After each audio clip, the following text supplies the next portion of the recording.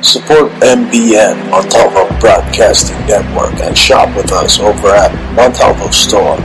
Go to ebay.com and search in the advanced search. Type in Montalvo Store. Now support Montalvo Broadcasting Network. We have a wide array of books on conspiracy, apparel, and much more. Support your favorite radio station, Montalvo Broadcasting Network, by visiting Montalvo Store on ebay.com.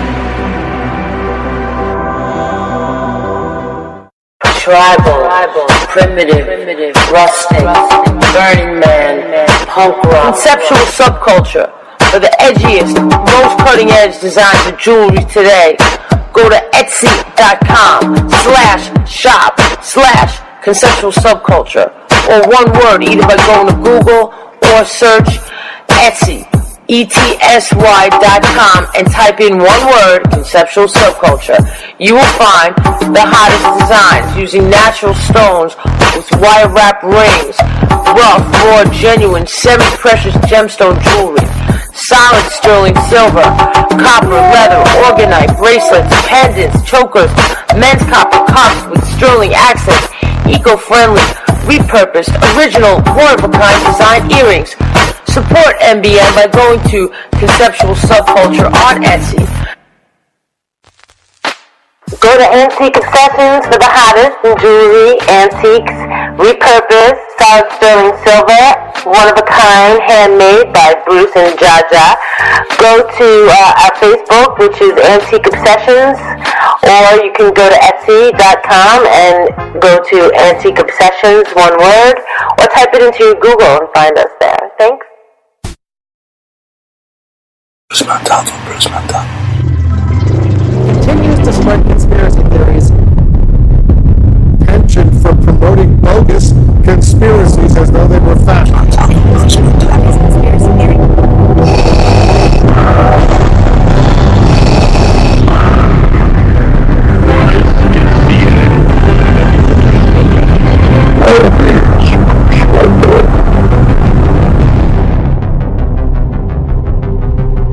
Bruce Montalvo's the only radio talk show host that's not controlled.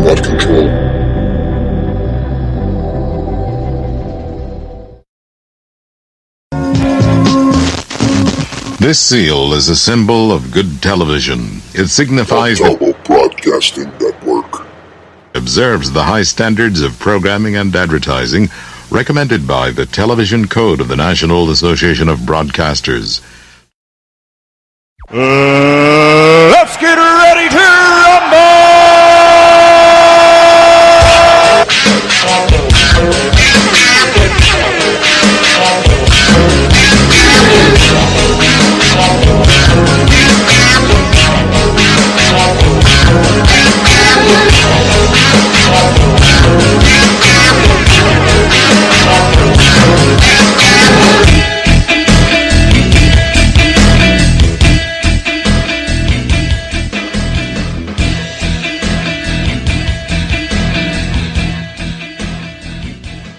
Hello and welcome to a very special episode of the Bruce Montalvo Show. We have a very special guest. He's joining me. He's on the line. His name is Stan Deyo. He's held an above top secret security clearance. He's worked undercover for the FBI and exclusive black projects, specializing in the development of flying saucer technology. He's here to talk to me about the big one. We got front row seats to the big one in California, the big earthquake. Stan Deyo is on the line. Hello, Stan. Hi, Bruce. Good evening. Good evening. Thank you for being on. I forgot to mention that you're the one that discovered the coordinates for Atlantis. Well, and I found the whole continent, yeah. Yeah. Tell us about that. Well, there's a YouTube video I made on the lecture when I revealed the location of it in 2016. And without listing all the factors that we located and proved for it being Atlantis, I'll tell you that it's the Saudi Arabian Peninsula from, the southwest edge of it where it touches Egypt over to the Mediterranean between Syria and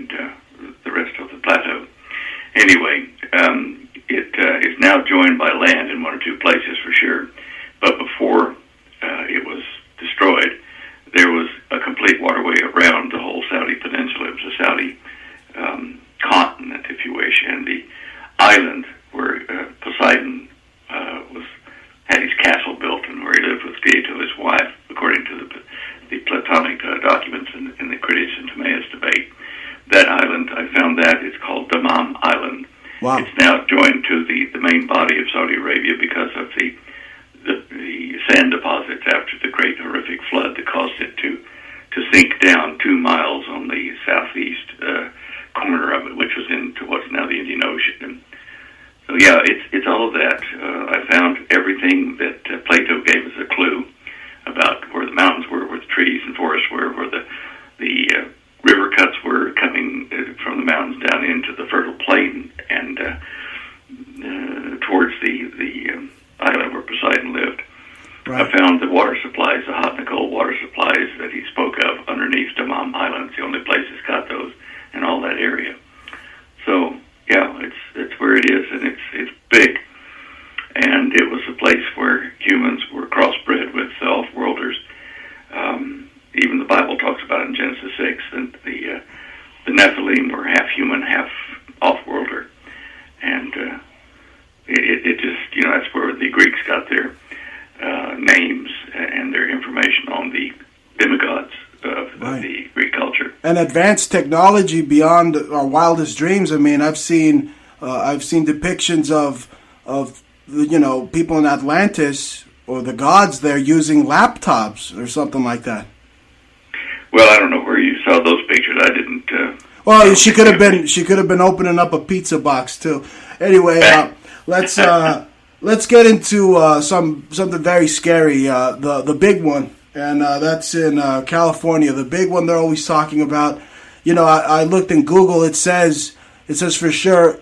The Google's telling me this. It says it will happen. I'm not saying if, when. They're saying an 8.0 or bigger will strike California. It's just a matter of time. I mean, the Salton Sea's right there, right? Dr. Deyo, it's a slip fault, and it'll cause complete devastation. Tell us about that. Well, first of all, if you look at the tectonic plates all over the Earth, you'll find that the movement arrows are moving away from where the border of the plates are. Now, the Pacific plate dives underneath, but it's probably coming up from underneath, according to what they show on the map. In most places, it's spreading out from where the fault line or tectonic plate line is. But on the west coast of the United States, particularly in California, along the California coast, the plate boundaries are slipping left and right, as you mentioned correctly. Now, the earthquakes that we're seeing, like 10,500 of them in the last week over the Ridgecrest area, occurred in steps, in locations like stepping from the lower one to the next one, the next, and there are 3 centers of quake eruptions there in the Ridgecrest area. What people aren't aware of is those earthquakes are happening over magma chambers that are very close to the Earth, the surface of the Earth. So close that California has listed the upper one, the one that's now starting to have quakes. It's about 55, 60 miles north of Ridgecrest.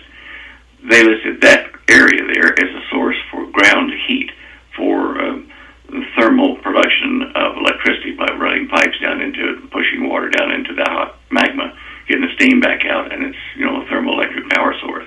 And they haven't started developing it as far as I know.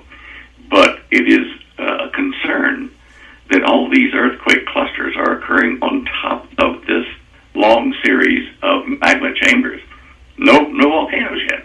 Now, if you look at a cross-section going from east to west, or west to east, however you want to do it, through that region of California, you'll see that there are 2 deep fractures, if you wish, that run north and south, and the San Andreas Fault and the little parallel faults to it are over the top of this one closest to the Pacific Ocean. And then the one where Ridgecrest is separated by about 120 miles from the coast, I think, something like that.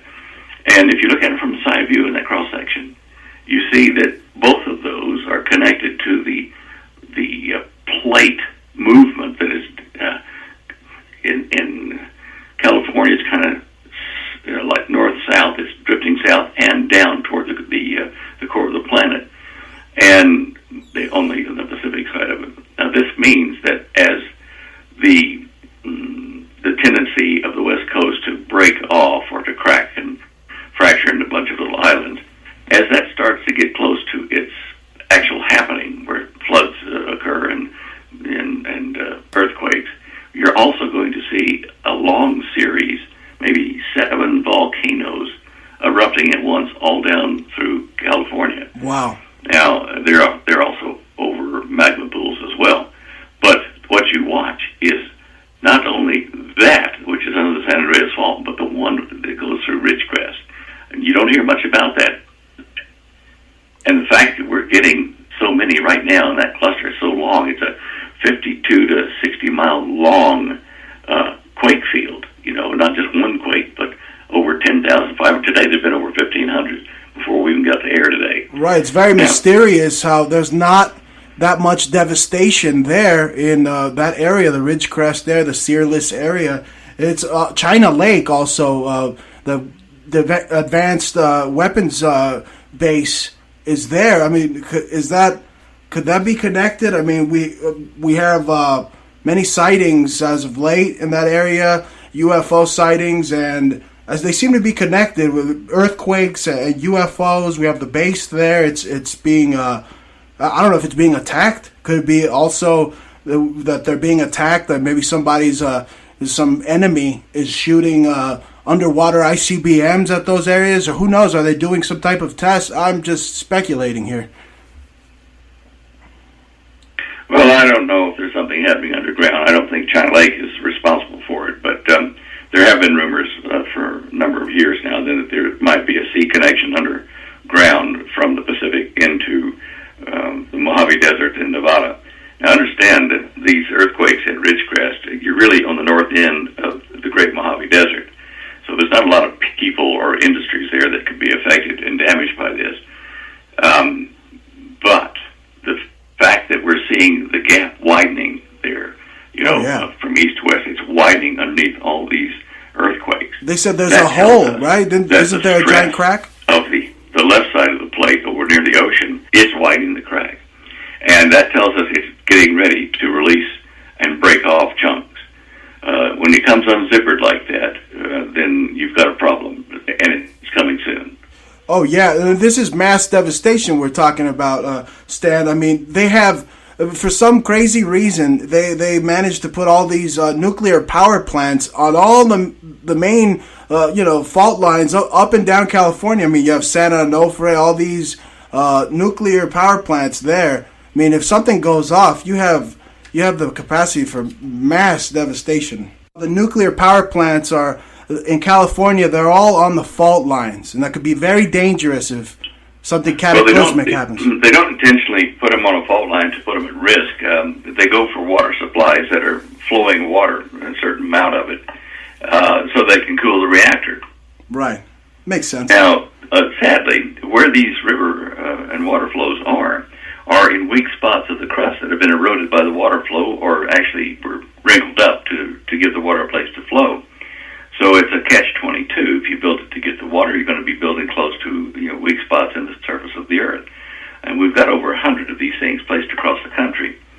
Now, for normal things like, I say normal things like an EMP attack by the Russians or the Chinese wiping out the control systems for the nuclear reactors, in a normal situation like that, we can mitigate that with EMP shields and things like that allow the nuclear reactors to continue operating on their backups and then be shut down gradually if we need to. Now, I know this because we're involved with the government on protecting various facilities for the government with our EMP shields that we've developed. Now, that's that, but that does not take into account meteor strike, a volcano, a major earthquake, right, breaking down one of these nuclear reactors. Now, when that happens in the United States, because the prevailing winds are from the west to the east, it's going to throw radioactive dust all over the place. Oh, man. And that's not good. It's going to be Fukushima times about 10 Oh my God! I mean, you say volcano. That reminds me of Yellowstone. It's been going off just as many times as all the earthquakes in California. What's up with that? Well, I'm going to tell you my hypothesis, my working hypothesis. I've been studying the theory or the hypothesis put forward by a number of scientists that the Earth has expanded from its original size by, it used to be 75% or three-quarters the size it is now. And this expansion is what created the tectonic plate movement. Now, as it stretches the surface of the planet, and it's still doing it, it starts to pull things apart. Now, it did it catastrophically in the beginning when the asteroid hit that caused the Earth to expand, but that was thousands of years ago. Now then, what they call tectonic drift or continental drift is measured in inches per year. Right. Could that be like the pole shift? Well, that's part of it, yes.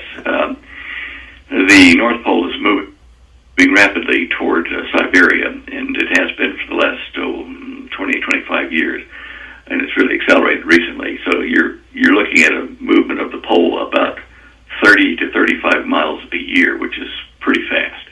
Right. Now, the South Pole isn't moving quite as fast, but this movement of the magnetic pole is because in the core of the planet, the magma, the molten lava inside the planet is conductive, and it's also magnetic because it's moving electrons. That's right. So as that moves, it puts stresses on the surface, on the floating shell that we call the crust. Now, yes, that's part of the aging of the planet, and the planet has been trying to upright itself to vertical to the ecliptic plane for thousands of years since the meteor impacted over near India and moved us to about I think it was 30-degree tilt, and it's now moved back to 23.5 degrees, but it's still trying to upright itself.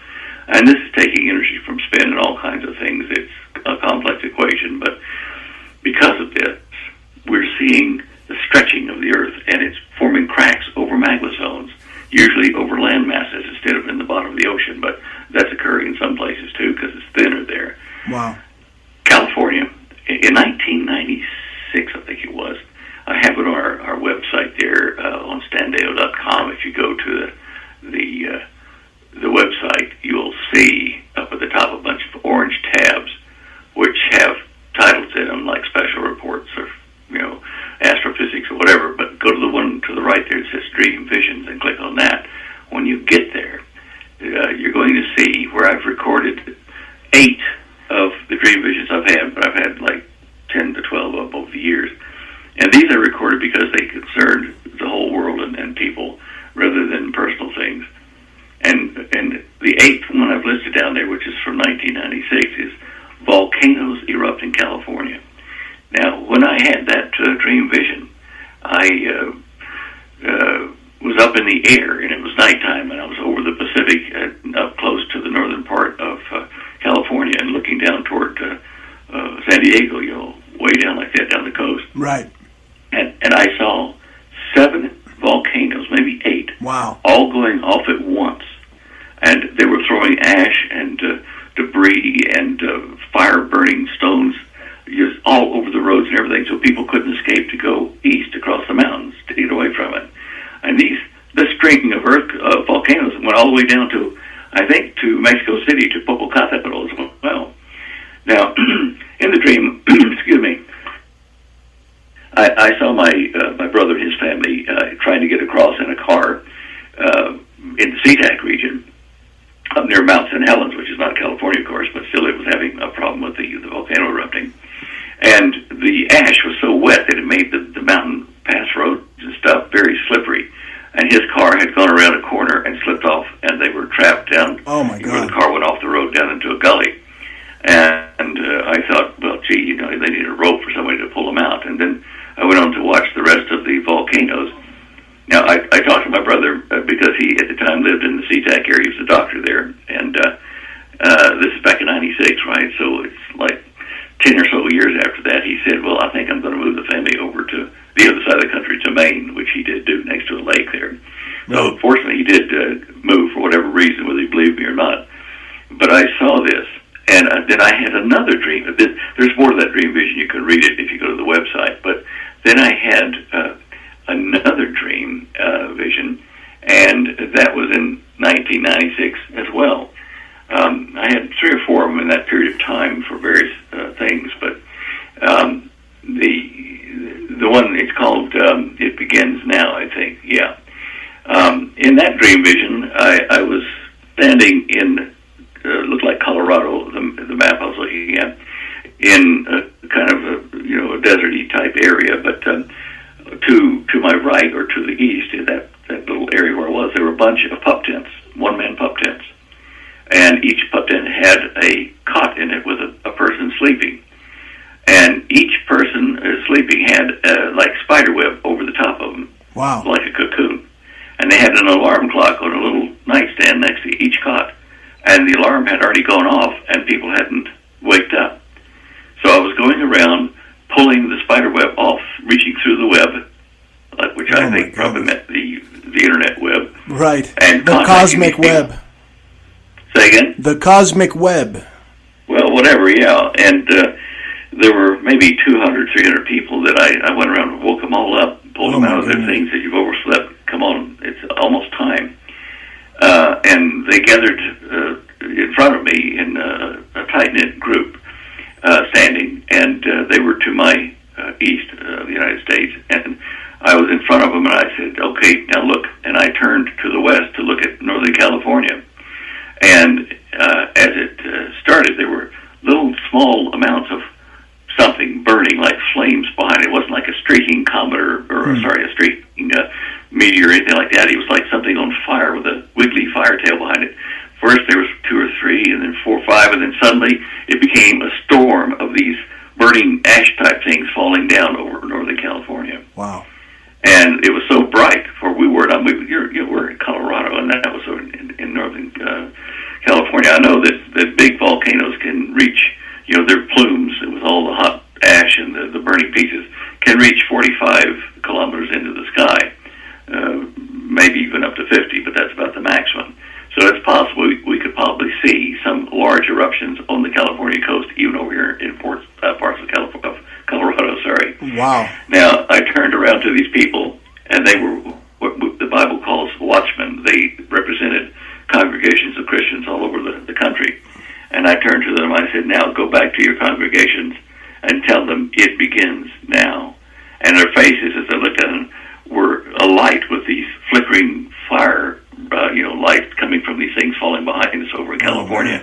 So the light reached that far. And then, I woke up, and the question has been, what begins now? Is it the beginning of the Great Tribulation spoken of in the Bible? That's all I could figure. Right, but Judgment Day.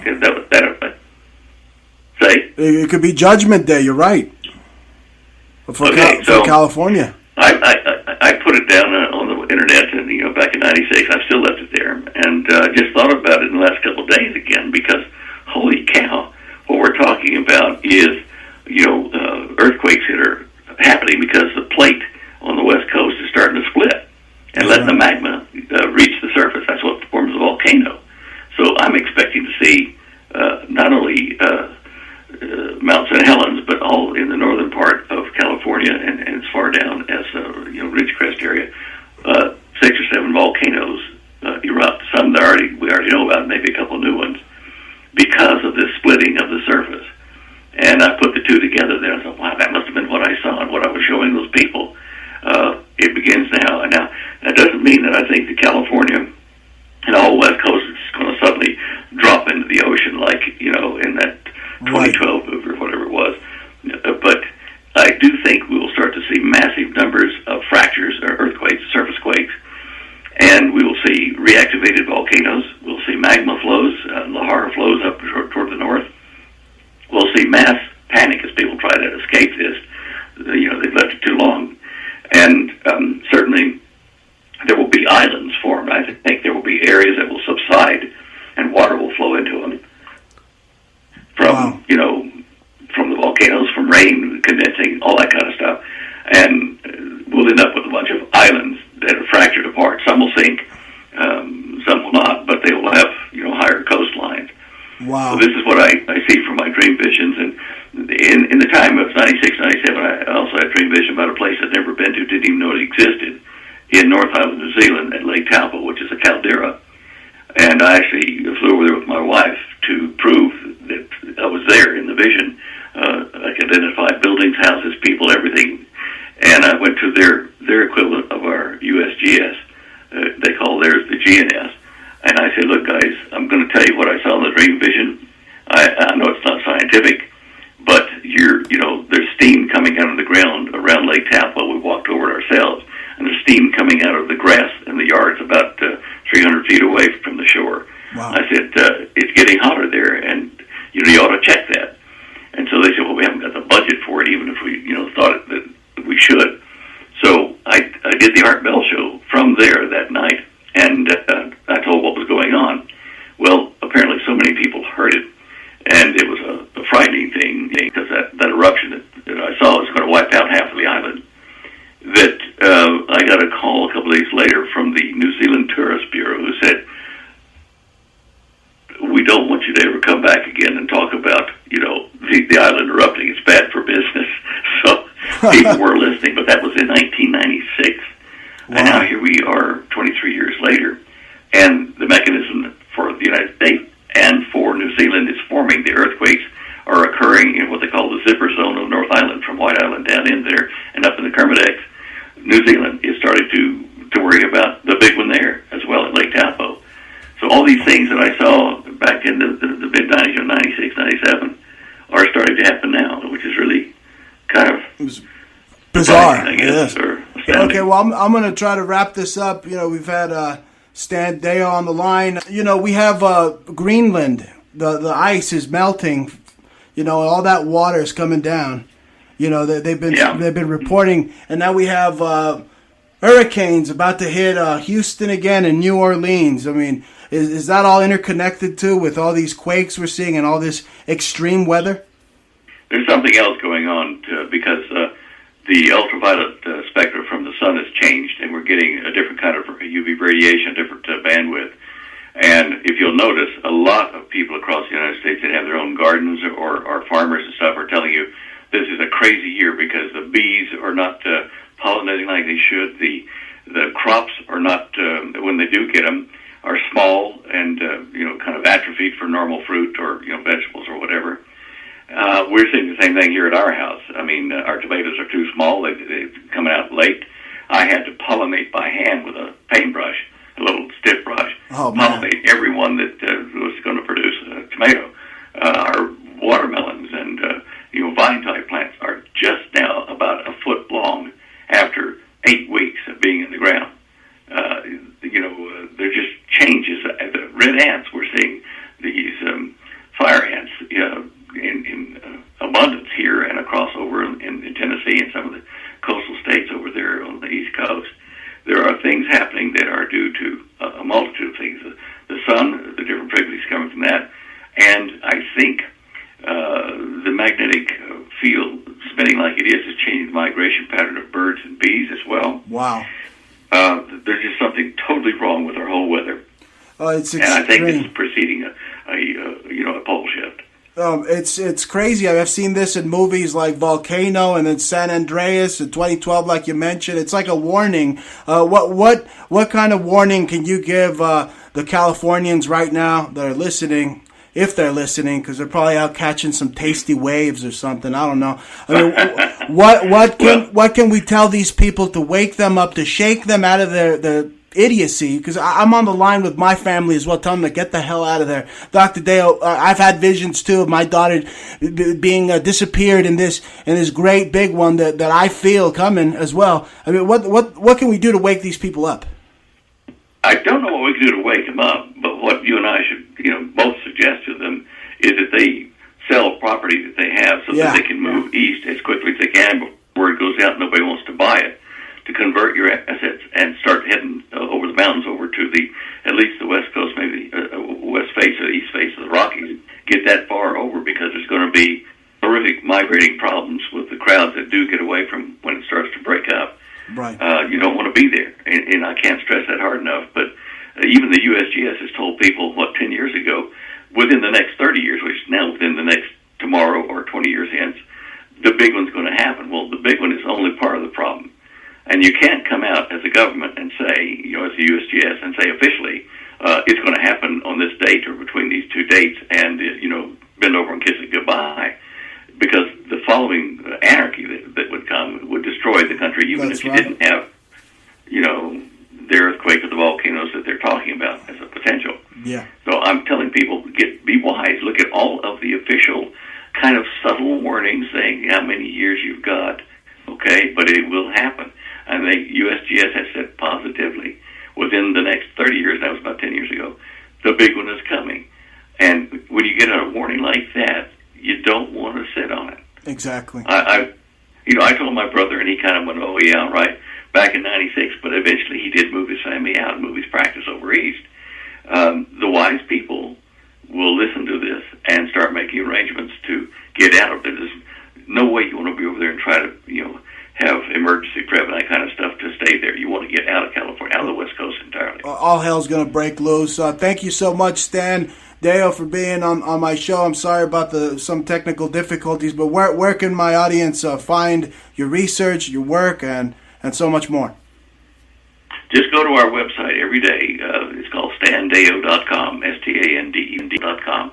And my wife, 6 days a week, updates that from about 4:30 in the morning till 10:30 in the morning. So it's all current news for what we need to know about politically and geophysically. And then we have what we call the Show Images page there, which is my interviews once a week with Doug Hagman. And I put a lot of stories up there pertinent to what we're talking about. That's good stuff. Thank you, Stan, for being on my show. We'll hope to talk to you very soon, and hopefully all hell does not break loose in California. But it's inevitable. Your family. Okay, thank you. Thank you. Bye-bye. Bye-bye. That was Stan Deyo joining me from Colorado. A lot of weird things in Colorado, too. You got that big freaking facility over there, underground facility and all that. Lord knows what they're doing there. But like you said, you better get the hell out of there. Get out of California. If you're listening to me, there's an emergency freaking message for you to get the hell out of California. Put your house up for rent. You better get out of there, all right? Because something bigger than the San Andreas movie and all those other movies, the freaking volcano movies they've made, Los Angeles exploding, your asses are freaking bend over, kiss goodbye. If you stay there, sayonara, suckers. Okay? Don't be stupid. Don't be a retard. Be smart. And get the hell out of California. It's been a special broadcast of the Bruce Montalvo Show. Signing out. Montalvo Broadcasting Network.